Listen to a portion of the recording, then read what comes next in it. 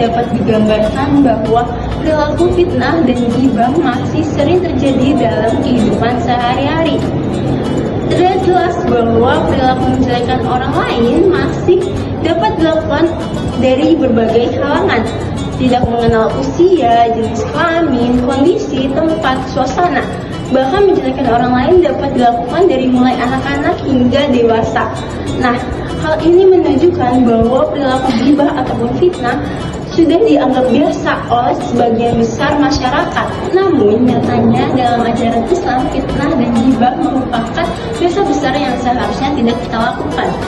Kenapa begitu? Karena fitnah dan ghibah dapat merusak kehormatan orang lain, menimbulkan perpecahan, dan juga menghapus kebaikan orang lain.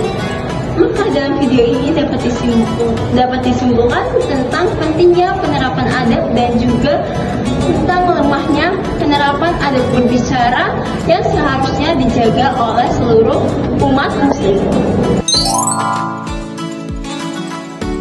Dalam Islam sudah ditegaskan bahwa kita sebagai muslim harus menjaga lisan dan juga menjaga kehormatan antar sesama. Dengan kita menggibah dan juga memfitnah orang lain, maka sama saja kita telah melakukan dosa besar yang dapat merusak keluarga bersama yang menimbulkan rasa iri, benci, dan juga perpecahan. Dalam surah Al-Hujurat ayat 11 sampai dengan 12, Allah berfirman, "Hai orang-orang yang beriman, janganlah suatu kaum mengolok-olok kaum yang lain, dan janganlah kamu mencari-cari kesalahan orang lain, dan janganlah menggunjing sebagian yang lain. Sukakah salah seorang di antara kamu memakan daging saudaranya yang sudah mati? Maka tentulah kamu merasa jijik kepadanya." Surah Al-Hujurat ayat 11 sampai dengan 12. dalam ayat tersebut ditegaskan bahwasannya kita dilarang keras untuk melakukan perbuatan ghibah, fitnah, dan juga menjelekkan nama orang lain. Karena ketika kita melakukan perbuatan tersebut, maka sama saja kita telah memakan daging saudara kita sendiri yang telah mati.